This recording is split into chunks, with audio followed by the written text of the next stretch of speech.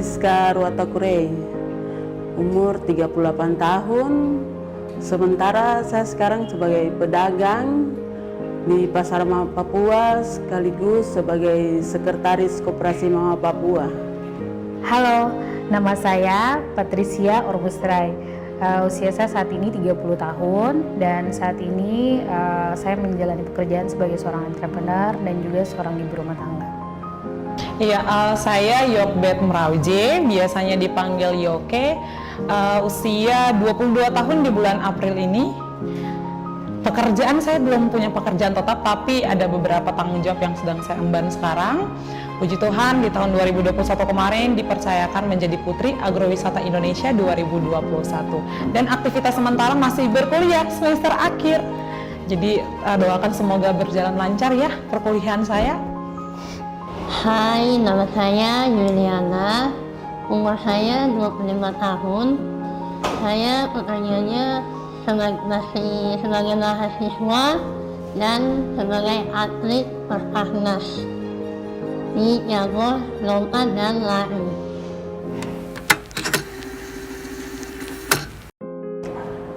Kalau dari saya sebagai seorang perempuan sekarang ya mungkin tidak tahu di tempat lain, tapi kalau pribadi saya perempuan tuh sekarang sama dengan laki-laki.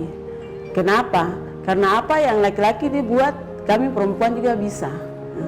Jadi mungkin kalau dari pengalaman ya dari sekolah dulu, mungkin orang tua dong bilang ketong perempuan tuh tidak usah sekolah tinggi-tinggi karena nanti akhirnya juga ke dapur.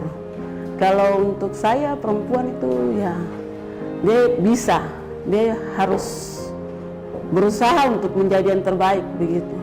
Tidak harus di dapur, tidak harus urus anak-anak. Nah, itu mungkin dari saya. Menurut saya pribadi rasanya jadi perempuan itu I'm proud of myself. Jadi perempuan itu tidak mudah ya, dengan tantangannya sendiri, tapi juga luar biasa sih jadi perempuan itu unik. Apalagi sekarang setelah menjadi seorang ibu, saya bisa betul-betul merasakan bahwa memang selama ini yang saya anggap kayak aduh mendingan jadi laki-laki saja boleh, lebih enak, tidak harus melahirkan, tidak harus punya anak, tidak punya banyak tanggung jawab. But then sekarang setelah menjalani ini semua, I'm actually proud jadi perempuan. Tantangan yang saya hadapi sebagai seorang perempuan itu terutama kalau di dalam keluarga ya. Kalau dalam keluarga, kalau anak perempuan mungkin tidak selalu diunggulkan, meskipun saya anak pertama. Tapi biasanya kadang orang tua kayak, aduh coba anak pertama tuh laki-laki kah. Apalagi di Papua ya, kalau misalnya anak pertama laki-laki tuh kayak, bapak jago kayak ini. Tapi kalau perempuan kayak biasa-biasa saja, nanti sekolah selesai palingan menikah punya anak sudah urus dapur kayak gitu. Jadi tantangannya itu seperti kayak kok sudah they put you in a box, kayak kok perempuan kok sampai di sini, kayak gitu. Menjadi perempuan itu adalah hal yang memiliki banyak sekali tantangan, banyak sekali hal yang bisa dinikmati sebenarnya, banyak sekali hal yang bisa menjadi dorongan-dorongan yang luar biasa. Jadi menjadi perempuan itu sangatlah kompleks, hal yang sangat luas gitu. Dia bisa melakukan banyak hal, mulai dari pekerjaan rumah, pekerjaan sekolah mungkin, atau pekerjaan di tempat kerjanya. Bahkan mungkin di waktu yang bersamaan dia bisa melakukan banyak hal. Semisalnya yang saya merasa perempuan itu adalah perempuan yang hebat, di mana ketika dia masih masak, dia masih bisa berpikir bagaimana setelah masak ini saya harus melakukan pekerjaan apa. Ketika masak, dia menunggu air mendidih, dia bisa menyuci piring. Itu adalah hal yang bisa perempuan lakukan. Jadi saya bilang perempuan itu kompleks, sangat luas hal yang bisa perempuan lakukan. Jadi seorang perempuan itu ada enaknya, ada yang tidak enaknya. Tidak enaknya itu dari segi saya ambil dari keluarga, itu bapak saya lebih perhatikan dari anak laki-laki daripada anak perempuan. Tapi di sisi lain saya ingin buktikan kepada bapak saya kalau anak perempuan juga bisa jadi seperti yang laki-laki lakukan. Sekarang ini ada hal yang sangat dibicarakan, banyak sekali perempuan, puji Tuhan sudah banyak yang merasa bahwa cantik itu punya standar yang masing-masing setiap pribadi, tapi ada juga yang merasa masih tertekan dalam standar kecantikan yang justru dimiliki oleh Indonesia. Mungkin bisa dikatakan kalau standar itu masih berlaku sampai sekarang, Papua tidak berada pada standar kecantikan menurut standar Indonesia gitu, karena kita sangat unik dan sangat berbeda. Dan kalau kita implementasikan untuk perempuan Papua, standar kecantikan itu justru sekarang puji Tuhan saya merasa setelah berkomunikasi dengan banyak perempuan sudah banyak yang memiliki pemahaman bahwa cantik itu harus dimaknai dan dibuat standar oleh diri sendiri. Jadi cantik itu tidak boleh orang memberikan standar kecantikan pada diri kita, tapi kitalah yang wajib memberikan standar kecantikan seperti apa menurut kita yang pantas untuk diri kita sendiri. Jadi kalau bisa disimpulkan adalah cantik itu adalah pandangan kita terhadap diri kita. Itu yang harus menjadi standar untuk setiap perempuan.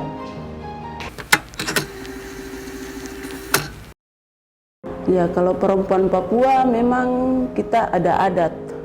Nah, tidak selamanya tuh kita harus ikut aturan. Maksudnya laki-laki yang saudara laki-laki atau apa, orang yang kita ikut orang. Tapi ada waktu yang perempuan, saudara perempuan juga bisa berdiri di depan. Kalau saya sebagai perempuan, saya tidak mau mengalah dengan laki-laki pribadi, itu saja.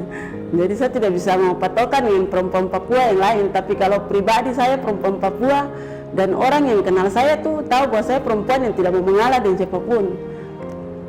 Mungkin orang tua ya, kalau orang tua bisa, tapi namanya ini saya tidak bisa mengalah. Kalau saya bisa berarti saya bisa, kalau saya tidak bisa berarti saya bilang tidak bisa, begitu. Jadi sama perempuan Papua harus seperti begitu. Kita tidak boleh mau kalah dengan, ya kecuali kita tidak tahu berarti kita tanya. Tapi kalau kita tahu, kalau boleh buktikan kalau kita perempuan Papua itu bisa. Kalau saya kasar, nah itu mungkin saya punya salah satu ciri, saya kasar. Pokoknya mau suara kah, gerakan itu kasar. Tapi kalau orang sudah dekat dengan ketong, iya memang dia punya model begitu, dia kasar. Tapi kalau kamu datang sama ketong yang baik, kami baik. Tapi kalau perbuatan tidak baik ya seperti begitu juga. Jadi kalau perempuan Papua tuh dia sebenarnya tuh dia baik. Cuma memang ciri khasnya suara kasar, gerakan itu cepat-cepat seperti begitu. Tapi dasarnya tuh perempuan Papua itu dia baik. Cuma semua kembali kepada dia punya ciri-ciri ini lagi. Yang datang dengan baik berarti baik, kami terima baik. Tapi kalau datang tidak baik berarti kami kembalikan yang tidak baik, seperti begitu. Jadi seorang perempuan Papua itu kok harus keras ya? Kalau tadi mungkin ada sempat dimention mama yang sebelumnya, keras itu bukan berarti kok harus bisa baku pukul. Tapi iya, aku suara harus lantang. Kalau kau jadi perempuan Papua, minimal mama dong bilang kau harus bisa bal-bal papeda kayak ini. Kalau kau jadi orang perempuan Papua baru kau bisa bikin papeda tuh kayak kau bukan perempuan Papua. Sama kayak kalau kau lagi Papua, kau harus bisa makan pinang, kau harus bisa kerja keras, kau harus bisa belah kayu. Tapi ya itu mungkin dulu ya. Tapi bahkan sampai saat ini juga saya masih bisa merasakan itu sebagai perempuan Papua, meskipun ada di zaman yang semodern ini. Tapi sering masih merasakan karena saya lulusan dari luar negeri. Bahkan ada yang pernah bilang, oh lulusan dari luar negeri juga sekalipun, tapi ya itu nanti ujung-ujungnya kembali pasti harus dapur lagi. Jadi stigma itu masih ada dalam kita punya culture, tradisi. Sebagai seorang perempuan Papua itu ya kau harus bisa urus dapur, basically kau harus bisa kasih anak.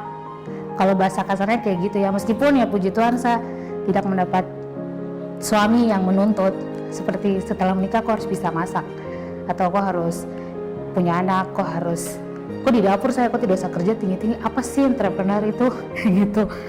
Tapi mungkin secara kalau sosial mungkin masih banyak ya yang beranggapan kalau jadi perempuan Papua itu ya seperti itu. Kok harus bisa semua yang kau pu mama, kau pu nenek, kau pu nenek moyang dulu bisa, kok harus bisa seperti itu. menjadi perempuan Papua karena saya perempuan Papua dan saya adalah anak terakhir, anak bungsu. Mungkin ada beberapa perbedaan-perbedaan ketika menjadi anak perempuan Papua yang anak pertama dan anak yang terakhir gitu.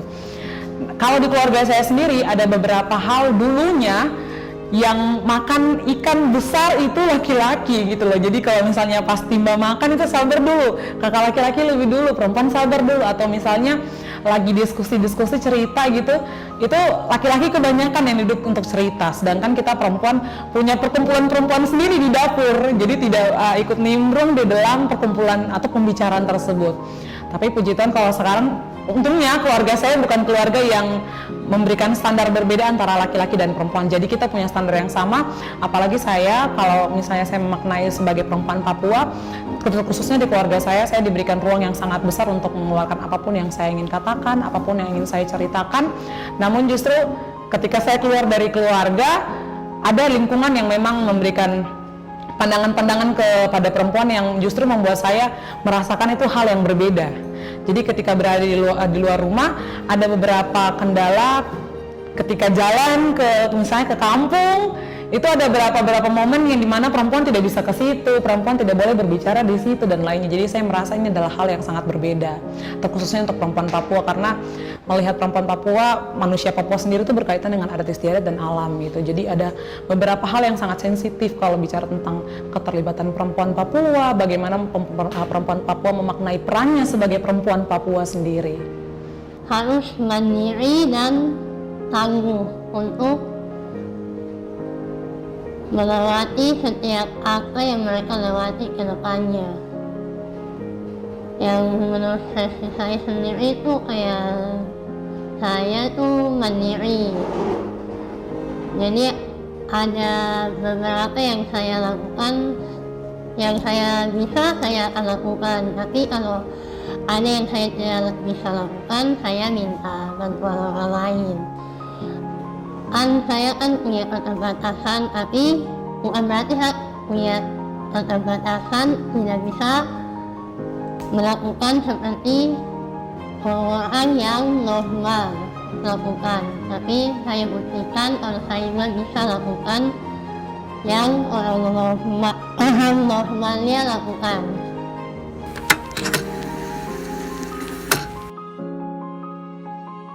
Ya, menjadi perempuan yang jalan, kita harus tahu jalan yang kita jalan, maksudnya tidak membuat hal-hal yang salah langkah lah bagaimana. Pokoknya apa yang kita buat itu yang baik gitu, tidak boleh berbuat hal yang memalukan keluarga, yang membuat pokoknya tidak boleh buat hal yang bikin malu. Oh ini dia saya punya saudara, kenapa dia begitu, harus. Kalau saya sebagai seorang perempuan, ekspektasi terbesar yang saya hadapi memang kebanyakan dari keluarga, karena memang saya tidak terlalu banyak, jiwanya kurang sosial ya.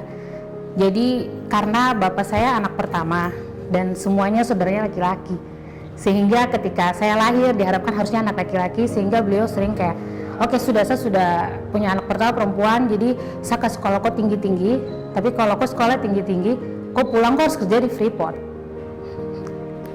basically sudah klaim. Jadi setelah wisuda langsung kayak ini, ada yang di pendaftaran di Freeport, kalau tidak Freeport ya BP, kalau tidak ini, pokoknya sesuatu yang big. Jadi tidak bisa yang kayak, kok tidak boleh jadi yang biasa-biasa saja gitu, harus luar biasa, karena ini saya sudah kasih sekolah kok dengan biaya sendiri. Jadi ekspektasinya orang tua, khususnya saya anak pertama, kok harus jadi contoh yang baik buat kok punya adik-adik.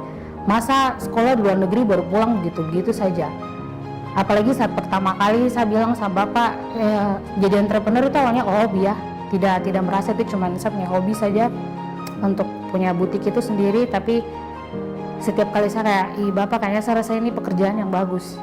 Bapak kayak, itu apa sih yang kayak begitu-begitu? Sudah lakukan sesuatu yang menghasilkan, itu ijazah dan tinggal saja gitu. Nah itu kalau lebih spesifiknya orang tua. Kalau yang tadi saya bilang misalnya sosial, teman-teman mungkin sering dapat komentar-komentar di luar sana. Pernah jadi MUA juga, makeup teman yang mau nikah, terus tantenya tanya sekolah di mana dulu. Saya jawab, lulusan dari luar, cuma gitu aja. Oh ya, terus begini-begini saja. makeup saja, telah kerja di mana kah, di bank kah, daftar jadi PNS kah. Nah sehingga saya merasa kayak, oh iya betul, kita kalau jadi perempuan Papua tuh kayak kalau kok pulang kok begitu-begitu saja, kayak kok tidak ada apa-apanya. Seharusnya kok kerja ya yang luar biasa, minimal kok kerja di Freeport. Di bank saja kadang kayak, oh iya sudah ada kerja. Ekspektasinya tinggi sekali.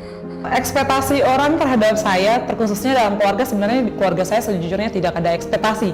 Jadi orang tua saya punya pembelajaran hidup di mana saya bebas untuk mengatur bagaimana saya harus bekerja, bagaimana saya harus mendapat nilai yang bagus. Itu orang tua saya tidak memberikan ekspektasi. Namun justru ekspektasi itu datang dari lingkungan luar.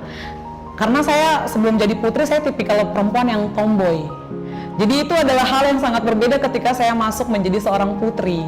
Kalau semua orang tahu ya, kalau putri itu standarnya adalah anggun, standarnya adalah feminim, standarnya adalah di mana-mana dia harus bisa make up, di mana-mana dia harus bisa terlihat sangat elegan dan anggun. Sedangkan saya waktu itu sangat jauh dari standar feminim atau standar seorang putri gitu.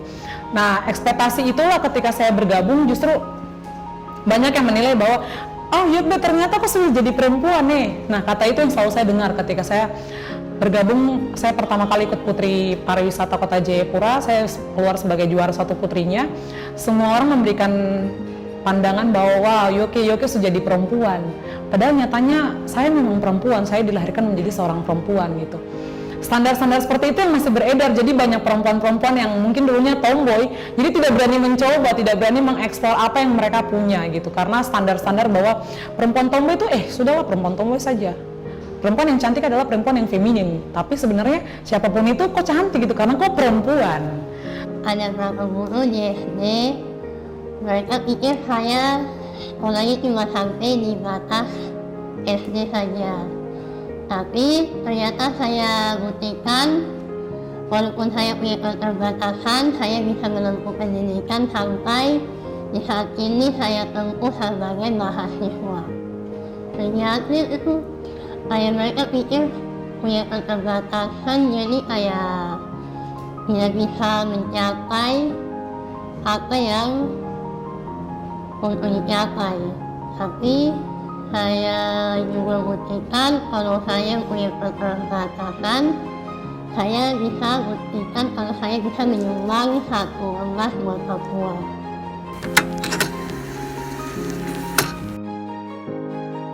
Kalau dari saya sendiri secara pribadi, misalnya untuk orang tua ya, saya berusaha mengerti karena bapak saya mereka kan dari generasi baby boomer lah istilahnya, mereka memang sudah hidup dengan orang tua yang justru lebih keras lagi, yang memang punya tradisi bahwa perempuan itu harus seperti ini, laki-laki itu harus seperti ini. Jadi ketika awalnya juga contoh seperti saya pribadi, bapak agak keras, harus yang gini, saya tidak langsung kayak istilahnya tidak rebel gitu. Dia tidak melawan, tapi berusaha slowly dengan cara menunjukkan kepada saya punya bapak bahwa this is what I want, dan apa yang sedang saya lakukan ini, I'm gonna make you proud one day. Dan he did. Dia sudah lihat yang Patricia yang saat ini itu seperti apa, dan saya tidak harus lagi prove to him bahwa bapak saya sudah memenuhi bapak punya ekspektasi. Tapi actually ini this is my way, this is what Patricia want, dan ini pilihan saya sebagai seorang perempuan Papua, meskipun ada di dalam lingkungan sosial yang sampai saat ini masih punya banyak ekspektasi seperti kayak sekolah tinggi-tinggi kok kerjanya itu jualan barang kayak gitu. Ekspektasi dari lingkungan itu yang membentuk. Tapi puji Tuhan saya tidak merasa tertekan dengan ekspektasi lingkungan, karena sejatinya saya tuh merasa yang paling dekat adalah keluarga. Jadi ketika keluarga memberikan support yang luar biasa, lingkungan sekitar kalau misalnya ada kritik dan kritik itu tidak membangun, saya tidak akan mengambil kritik itu. Karena kalau misalnya kritik itu membuat saya lebih down, saya tidak akan ambil kritik itu. Ekspektasi yang paling besar itu dari lingkungan, karena saya awalnya dari tomboy, terus tiba-tiba jadi putri, oh tiba-tiba Yoke jadi perempuan. Ketika jadi putri, ekspektasi di mana saya harus bisa make up, saya dituntut untuk menjadi orang yang bisa garis alis. Saya dituntut untuk menjadi orang yang bisa memadukan warna, bisa punya wajah dan itu harus cantik. Saya dituntut untuk bisa menjadi perempuan yang bisa pasang bulu mata gitu. Ternyata ekspektasi seperti itu, tuntutan seperti itu tuh justru membuat saya lebih mengekspor bagaimana saya bisa, batas sampai di mana sih saya punya kemampuan untuk bisa ekspor apa yang saya punya. Jadi ada berdampak positif, tapi yang negatifnya mungkin saya tidak ambil. Di sisi lain itu membuat saya rasa terbeban, tapi itu di sisi lain juga membuat saya untuk termotivasi lagi untuk melakukan sesuatu yang menjadi seseorang yang lebih baik lagi, mencapai apa yang kita ingini sampai setinggi-tingginya, mencapai impian mereka setinggi-tinggi langit.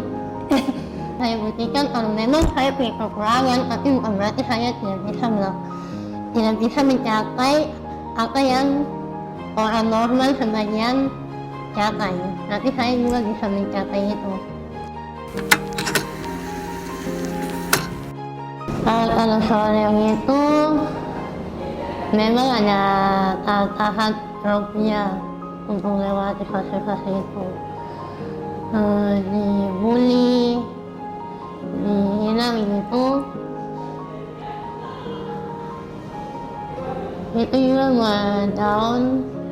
Sampai terkadang juga kayak pikir untuk tidak ingin lanjuti kehidupan gitu. Tapi ada di sisi lain dari orang tua sudah untuk kasih ajar untuk lebih dekat lagi sama Tuhan. Jadi kayak ini jadi kayak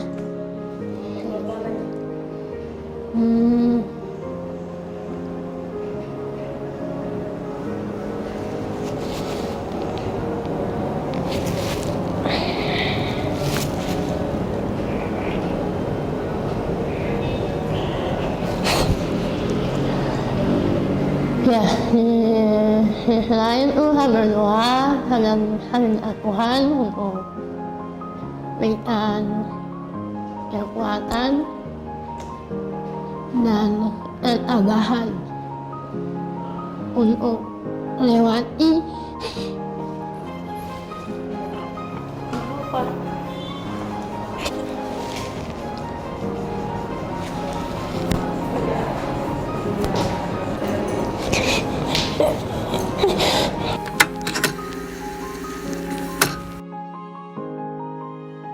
Sebagai perempuan harus punya prinsip yang kuat. Kalau menjadi perempuan versinya saya itu lakukan apa yang kau mau, tidak usah dengar apa kata orang, karena yang menjalani hidup itu kau, bahkan sekalipun kau keluarga, karena toxic family itu ada dan I have many. Menjadi perempuan versi Yoke adalah bagaimana saya bisa mencari cara untuk merawat diri saya sesuai versi terbaik saya. Bagaimana saya mencari cara mengetahui sampai mana batasan saya sebagai seorang perempuan, dan bagaimana memberikan batasan nilai standar dan keberhargaan itu muncul dari saya punya diri sendiri. Justru menjadi peluang paling besar kita merasa insecure atau merasa tidak puas atau merasa saya kayaknya stuck atau saya kayaknya tidak usah bikin apa-apa lagi, karena kita mendengarkan banyak sekali nilai-nilai, banyak sekali pandangan-pandangan negatif orang ke diri kita yang tentunya itu sejatinya tidak selalu benar untuk diri kita sendiri. Jadi alangkah lebih baiknya teman-teman menentukan nilai diri teman-teman, nilai diri bagaimana teman-teman berekspor sebagai seorang perempuan, dan percayalah setiap manusia, setiap perempuan itu berharga, karena yang menentukan keberhargaan diri adalah kita dan Tuhan. Jadi perempuan versinya saya itu untuk perempuan yang saya biar punya keterbatasan juga, saya tidak memang ada insecure, tapi terkadang insecure itu membuat saya untuk hilangkan hilangkan karena saya berpikir kalau saya juga perempuan yang cantik biarpun saya punya kekurangan. Karena mencintai diri sendiri itu harus diutamakan. Karena kecantikan itu tidak hanya dipandang dari luar, tapi dari hati. Dan jadi perempuan juga harus mandiri. Jadi di sisi lain itu kita juga seorang perempuan itu bisa lakukan apa yang dilakukan laki-laki. Dan menjadi perempuan yang tangguh juga untuk hadapi masalah-masalah yang berat juga perempuan bisa lalui itu semua.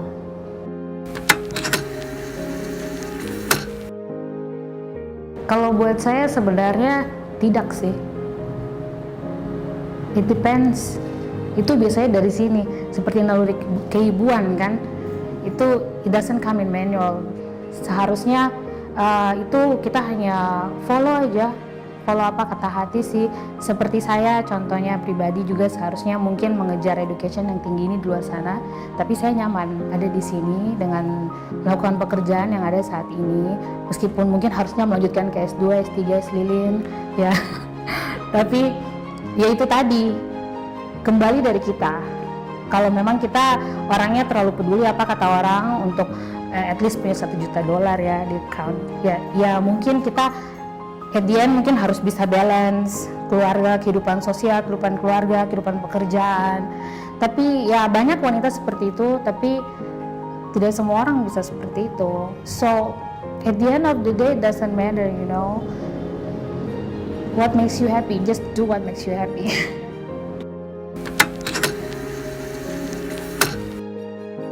Saya sangat sepakat dengan banyak perempuan ketika mereka memilih untuk menjadi ibu rumah tangga, ketika mereka memilih untuk menjadi wanita karir, ketika mereka memilih untuk bahkan tidak menikah.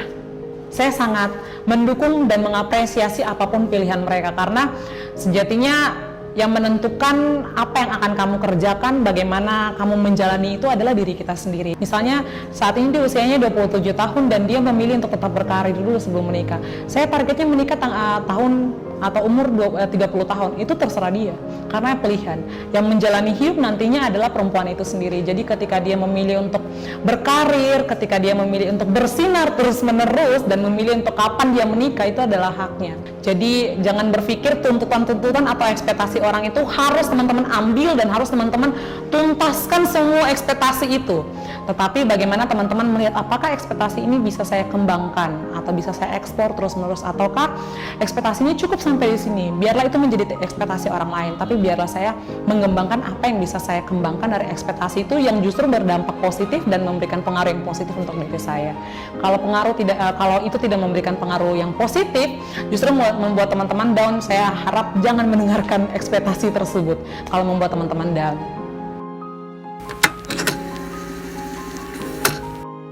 Biasanya sih pernah saya dengar ada kata orang kalau 5 orang terdekat yang biasanya kok hang around, biasanya kok main, itu sangat mempengaruhi kok punya who you are, dan itu memang sangat berdampak juga buat saya. Dan saya lihat itu pribadi pada teman-teman saya juga di sekitar, adik-adik di komunitas atau di sekitar rumah, di kompleks. Jadi itu tergantung kita bagaimana kita membentuk diri kita ya.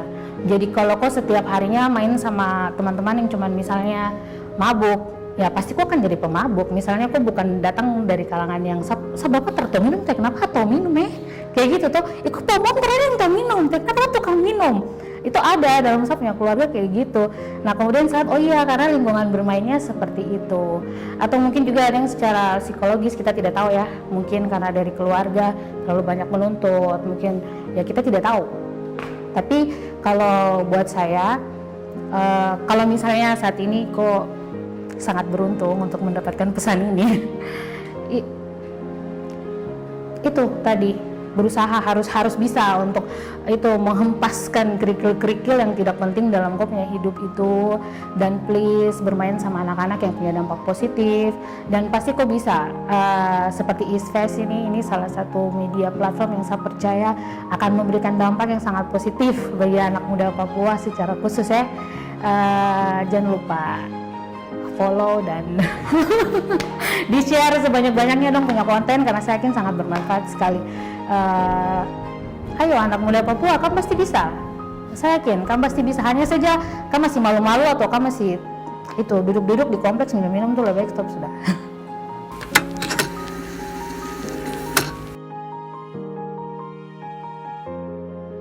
Tidak boleh lemah. Yang ada yang sudah menjatuhkan ketong langsung aduh saya mundur seperti itu. Tapi anggap apa yang dorang jatuhkan ketong itu jadi hukuman, kekuatan untuk ketong maju. Oh saya bisa. Kalau dia bilang saya tidak bisa, saya harus berjuang untuk saya buktikan saya bisa, seperti begitu. Jangan karena saya perempuan terus karena orang bicara terus ketong mundur. Saya dulu sekolah sama mama bilang, kau perempuan terus saya sekolah. Tapi saya bilang, mama saya akan buang ijazah di kop tangan. Saya pulang sekolah, saya buang ijazah, saya buang tangan saya 5 besar. Langsung saya keluar, saya bilang sampai situ. Seperti begitu, jadi perempuan harus kuat, apalagi perempuan Papua harus kuat. Punya kekuatan yang harus paling tidak itu, jangan malu, gengsi, itu tidak boleh. Harus apa saja yang bisa jadi usaha, apa yang, oh ini yang saya bisa, berarti dikembangkan gitu. Bukan harus kerja di kantor, harus mau yang bagus tidak, tapi jualan di pinggir jalan juga itu usaha.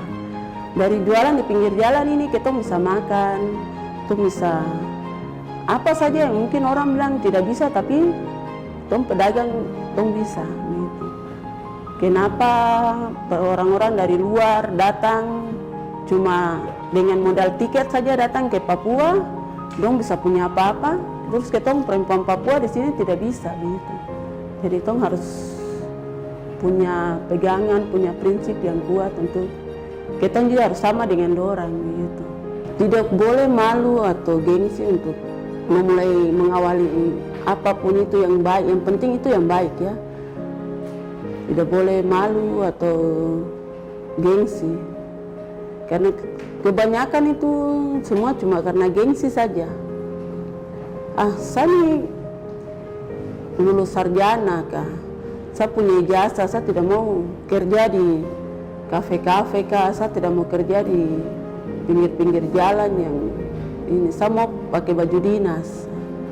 Kalau perempuan kau mau seperti begitu sudah kau tinggal di dapur saja. Ya, tapi kalau kau mau maju, kau mau seperti kita mama yang bisa kemarin kakak almarhum Yakoba, ya kita jadi panutan, jadi contoh untuk perempuan Papua yang sekarang kita ini, kita harus seperti dorang yang berani maju, berani tampil seperti begitu. Harus nanti saya maju saya bicara apa? Nanti sebentar saya ke depan saya bikin apa? Tapi kita maju dulu. Kita maju dulu baru nanti kita lihat di depan. Nanti bagaimana? Itu semua di belakang. Terus saya pikirkan. Nanti sudah di depan baru kita pikir. Berarti itu nanti cara-cara seperti begini tuh nanti kita perempuan ini tinggal begini terus. Tapi kalau kita berani untuk maju, berani untuk berbuat sesuatu, pasti Tuhan dia tidak akan buta, dia akan lihat, oh berarti kita ini mau, jadi dia akan buka jalan, seperti begitu. Jadi satu itu modal itu cuma keberanian, harus berani, itu saja. Just do what you want, dan tidak usah peduli apa kata orang, karena at the end yang rasakan itu kok, kalau kok susah yang akan bangun kok akan bangun sendiri, tidak ada orang lain.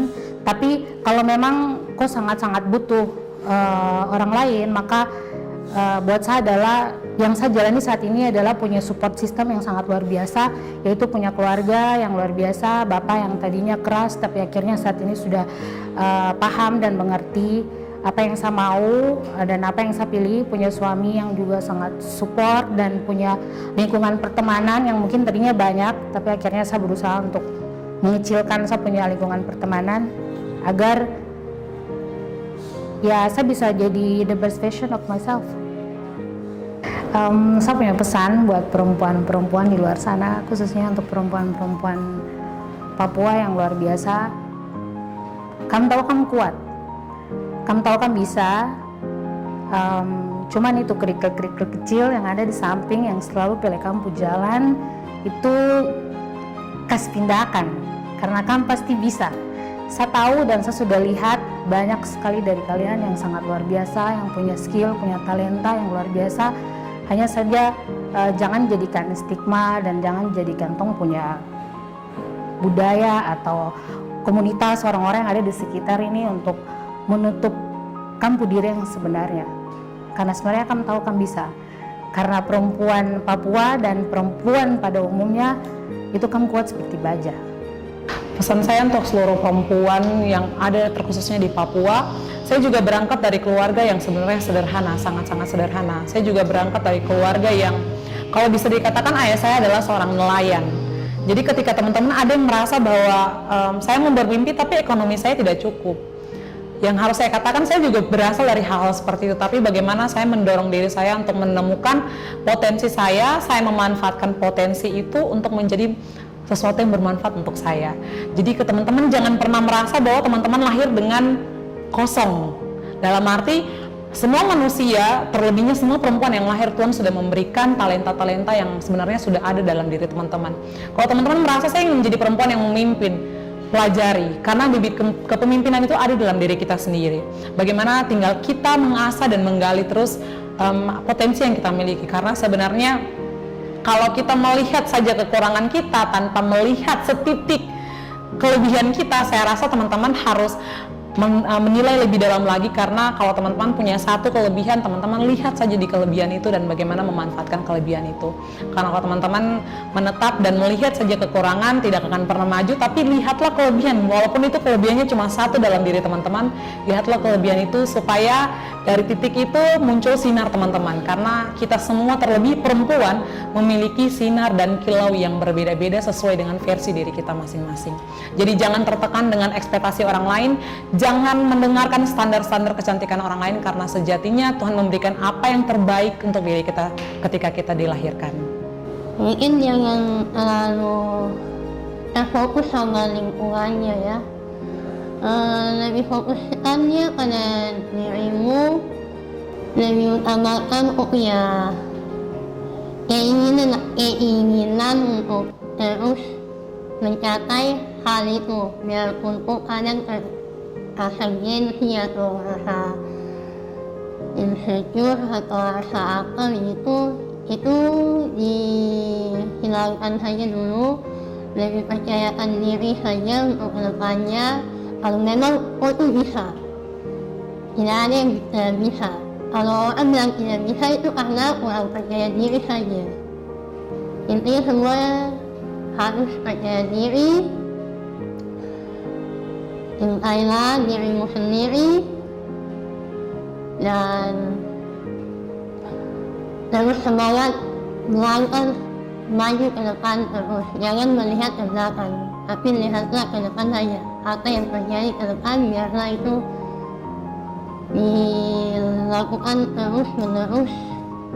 Dan terakhir, jangan pernah menyesal menjadi seorang perempuan, karena kita semua perempuan yang hebat.